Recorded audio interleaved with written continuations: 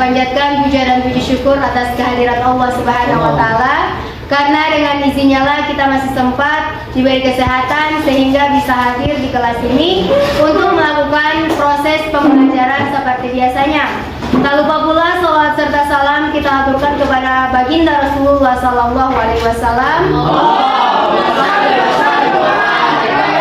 di mana beliau yang telah membawa kita dari zaman yang gelap menuju zaman yang terang benderang. Jadi sebelum kita memulai pelajaran pada hari ini, Ibu meminta kepada ketua kelas untuk berdoa bersama sebelum belajar. Sebelum kita belajar, marilah kita membaca doa. A'udzubillahi minasyaitonirrajim. A'udzubillahi Bismillahirrahmanirrahim. Bismillahirrahmanirrahim. Raditu billahi rabban. Wabil islami dinan. Bi Muhammadin nabiyya wa rasulah.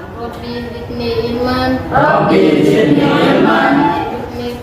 Warzuqni fahman. Karena sudah selesai berdoa, Ibu ingin menanyakan kabar kalian. Jadi bagaimana kabarnya hari ini? Baik, alhamdulillah.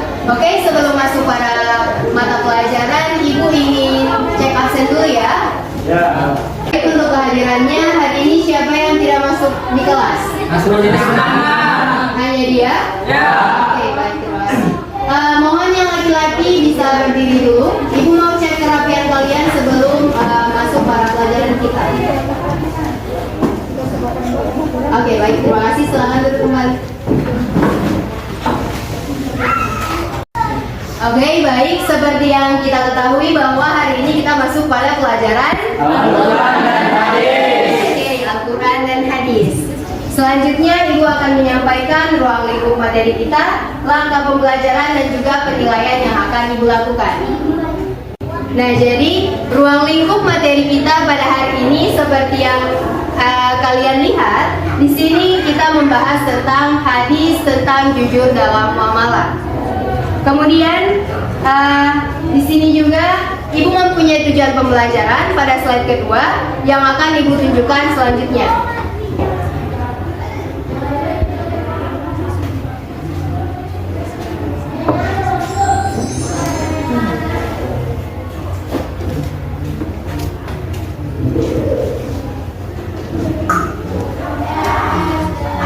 Baik, di sini ada tujuan pembelajaran. Yang pertama, membaca hadis riwayat Tirmizi dari Hasan bin Ali tentang jujur dalam muamalah. Yang kedua, kita akan menerjemahkan hadis riwayat Tirmizi dari Hasan bin Ali tentang jujur dalam muamalah. Dan yang ketiga, menjelaskan kandungan dari hadis tersebut. Dan selanjutnya di sini kita memiliki peta konsep, di mana peta konsep ini adalah hal-hal yang akan kita lakukan pada hari ini. Yang pertama, mencermati gambar dan memberikan tanggapan. Jadi di sini kalian akan Ibu minta untuk mencermati satu gambar dan Ibu meminta 3 orang untuk menyampaikan argumentasinya tentang gambar tersebut. Bisa? Bisa. Oke, baik. Kemudian yang kedua, membaca dan menerjemahkan sesuai dengan tujuan pembelajaran kita tadi. Dan yang terakhir, menjelaskan kandungan hadis riwayat Tirmizi dari Hasan bin Ali tentang jujur dalam muamalah. Pada slide selanjutnya, seperti yang Ibu katakan tadi, Ibu akan meminta kalian untuk mencermati gambar yang akan Ibu paparkan melalui PowerPoint Ibu. Nah, di sini ada gambar yang akan kalian argumentasikan. Kalian bisa mengungkapkan sebenarnya apa sih gambar yang ada di PowerPoint ini. Kira-kira sudah bisa diamati gambar yang Ibu paparkan dalam PowerPoint? Oke, Ibu akan meminta ketiga orang tersebut untuk mengungkapkan argumentasinya tentang apa yang dia lihat. Oke, langsung saja kepada siswa pertama yang bisa memaparkan. Angkat tangan. Iya, dipersilakan kepada Mutia.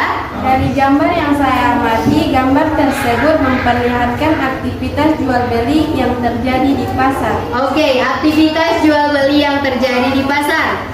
Ayo, orang kedua, siapa yang bisa memaparkan apa yang kalian lihat dari gambar tersebut? Saya Bu. Oke, dipersilakan kepada Ariel. Gambar yang ada di PowerPoint menunjukkan adanya proses transaksi terjadinya antara penjual dan pembeli. Oke, proses transaksi yang terjadi antara penjual dan pembeli. Satu orang lagi Ibu minta agar bisa memaparkan hasil amatannya. Aman.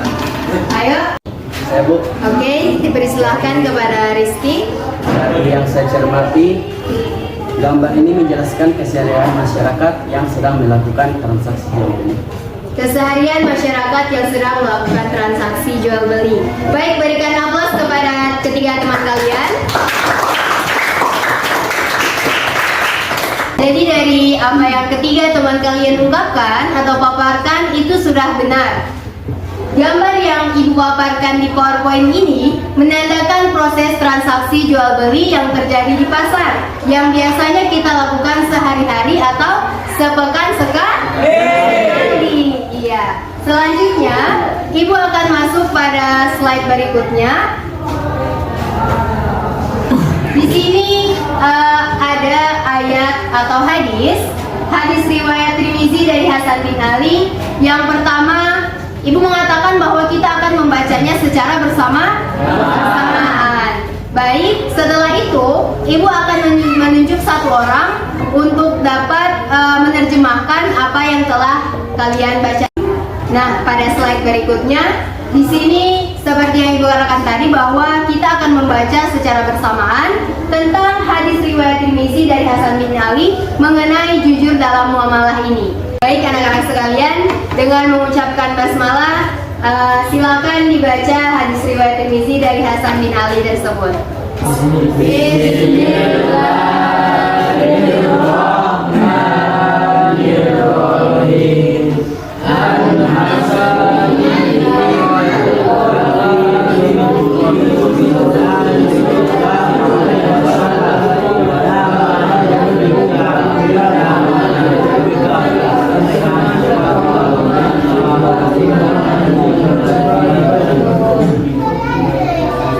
Karena kalian telah membacanya, Ibu akan menunjuk satu orang untuk supaya menerjemahkan apa yang telah kita baca tadi. Kepada Andika, dipersilahkan. Oke, terima kasih atas kesempatannya. Artinya dari Hasan bin Ali radhiyallahu anhu, aku menghafal dari Rasulullah Shallallahu Alaihi Wasallam, tinggalkanlah yang meragukanmu kepada sesuatu yang tidak meragukanmu, karena sesungguhnya kejujuran itu adalah ketenangan dan dusta itu adalah keraguan. Hadis riwayat Tirmizi. Ucapkan banyak terima kasih kepada saudara Andika. Jadi artinya dari Hasan bin Ali radhiyallahu anhu, aku menghafal dari Rasulullah Shallallahu Alaihi Wasallam, tinggalkanlah yang meragukanmu kepada sesuatu yang tidak meragukanmu, karena sesungguhnya kejujuran itu adalah ketenangan dan dusta itu adalah keraguan. Maka makna yang bisa kita ambil dari hadis tersebut adalah di mana hadis ini memerintahkan kita untuk meninggalkan segala sesuatu yang membuat kita ragu kepada sesuatu yang membuat kita tenang, yaitu kejujuran. Nah, kejujuran ini banyak macamnya, macam dan bentuknya. Ada kejujuran dari kesesuaian hati dan ucapan. Kemudian ada juga kejujuran dari tindakan atau perilaku. Oke, bagus. Kemudian kejujuran ini juga adalah hal yang akan membawa kita kepada ketenangan, sedangkan kebohongan membawa kita kepada keraguan. Artinya apa? Kejujuran ini ketika kita melakukan hal yang jujur, kita tidak perlu berdusta kepada orang lain. Namun ketika kita berdusta kepada orang lain, maka perasaan kita akan ragu, akan was-was. Jadi lebih baik berjujur kepada orang, mengatakan hal yang jujur atau berbohong. Berkata jujur. Seperti itu. Kalian paham?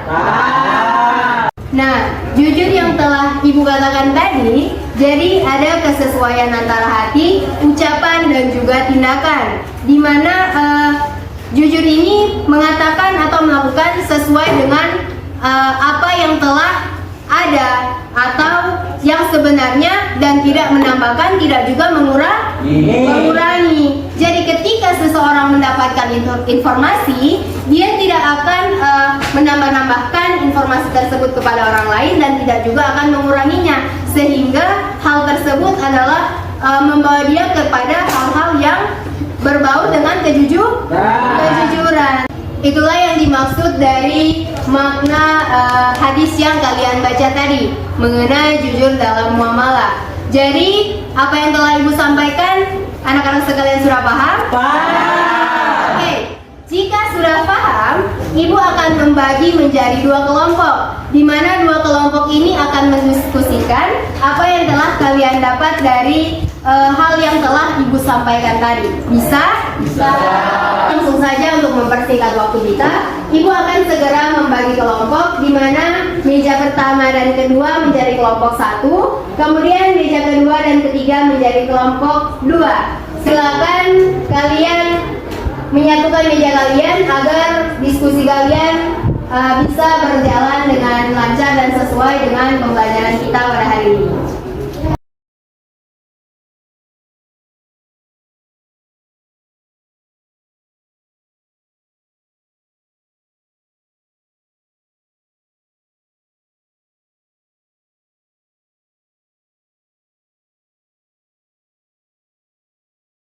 Selanjutnya, Ibu meminta kalian untuk masing-masing kelompok mendiskusikan apa yang telah kalian dapat dari apa yang telah Ibu sampaikan tadi.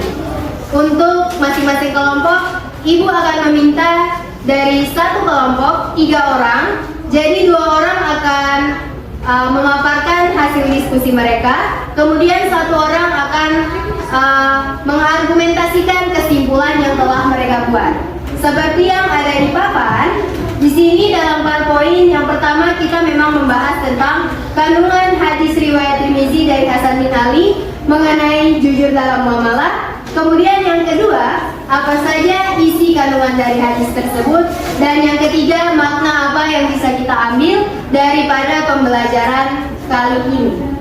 Paham semuanya? Paham.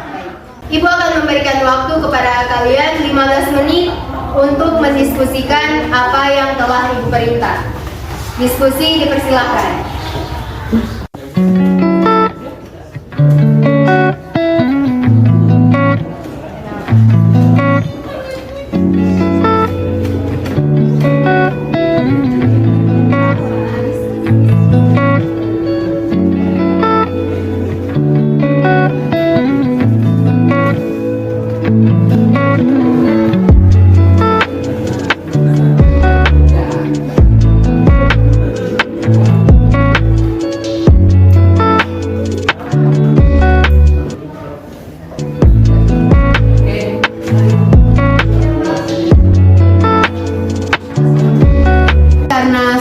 Lewat 15 menit, maka Ibu akan meminta kedua kelompok ini untuk mendiskusikan atau mengargumentasikan atau juga memaparkan hasil diskusi yang telah kalian lakukan antar kelompok. Maka Ibu akan memulai dari kelompok 1 terlebih dahulu. Kepada kelompok 1 dipersilahkan.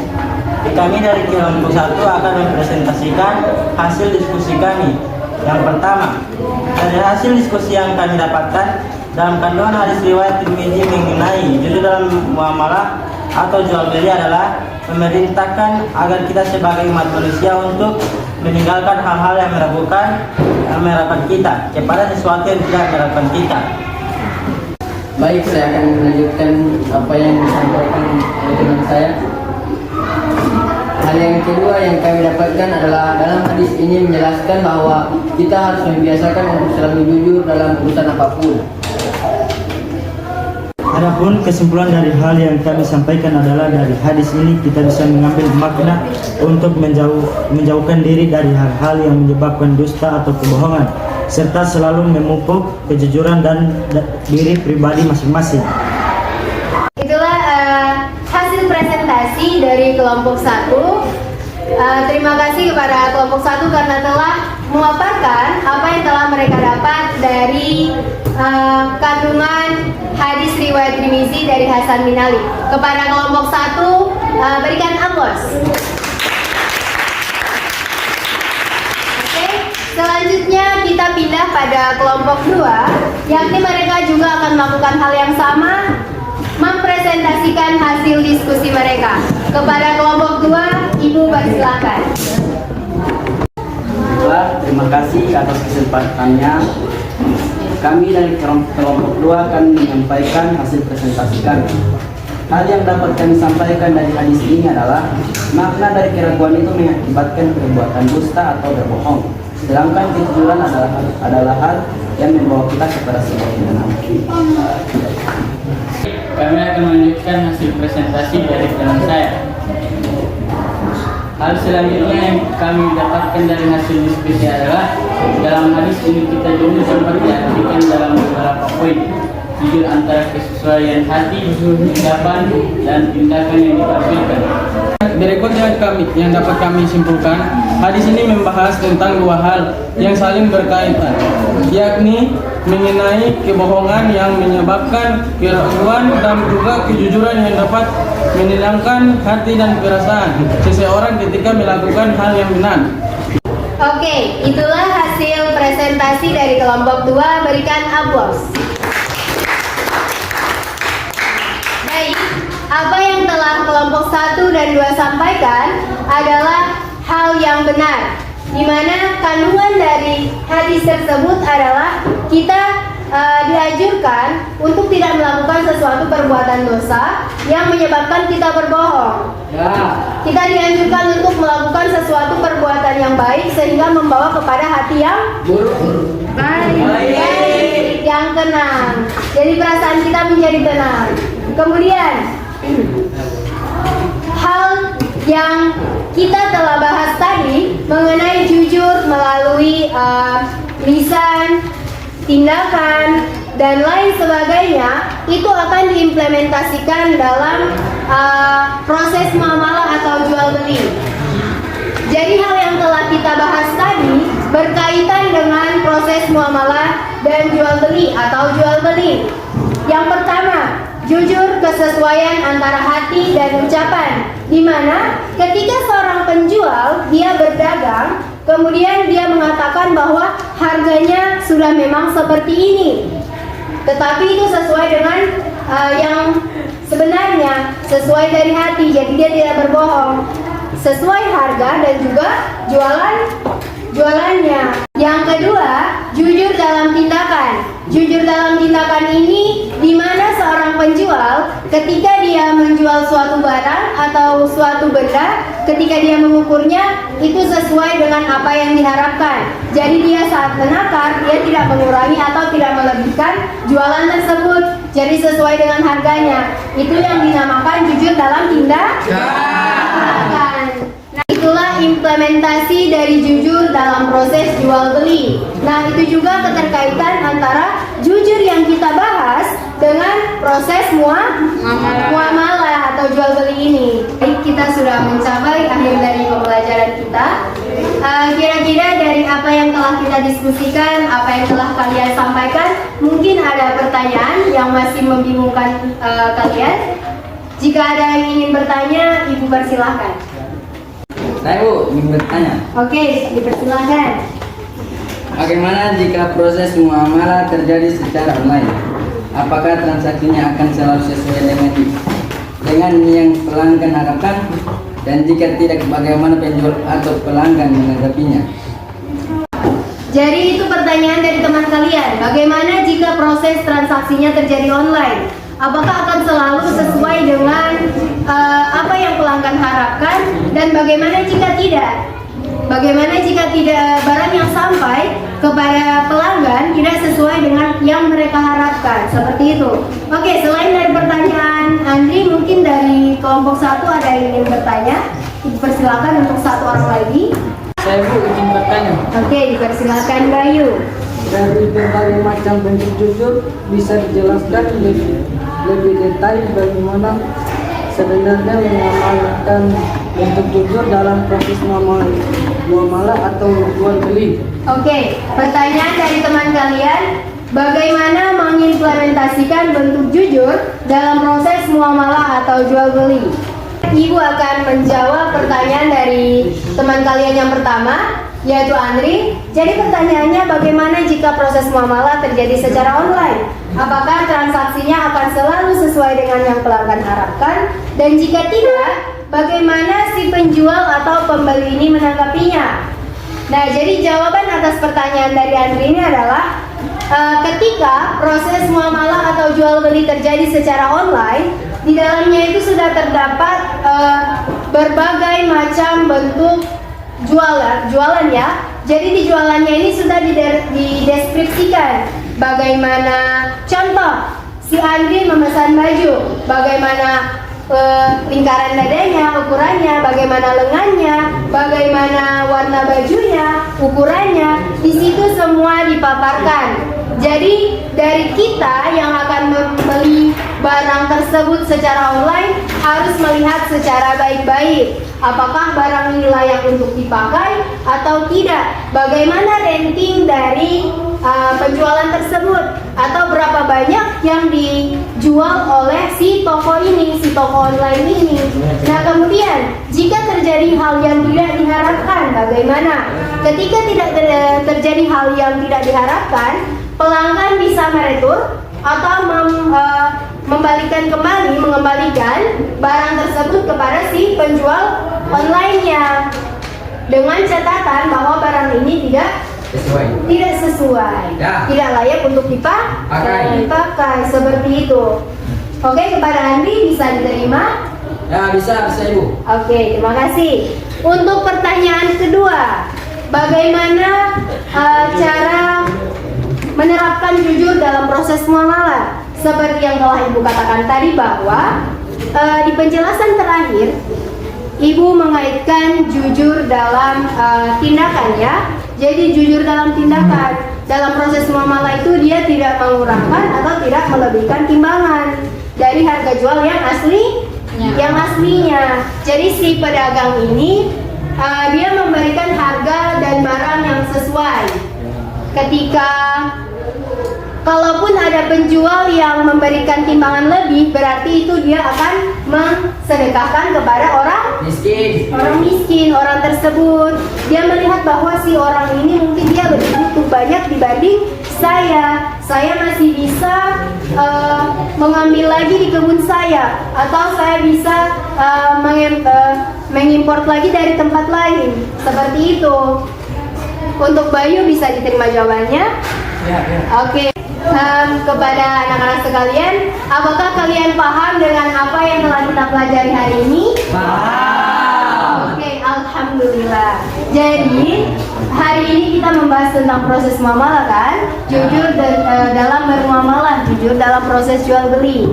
Jadi usahakan tidak hanya dalam proses jual beli, kita juga harus menanamkan kepada diri kita perilaku jujur. Jauhi perbuatan berbohong dalam hal apapun, seperti itu.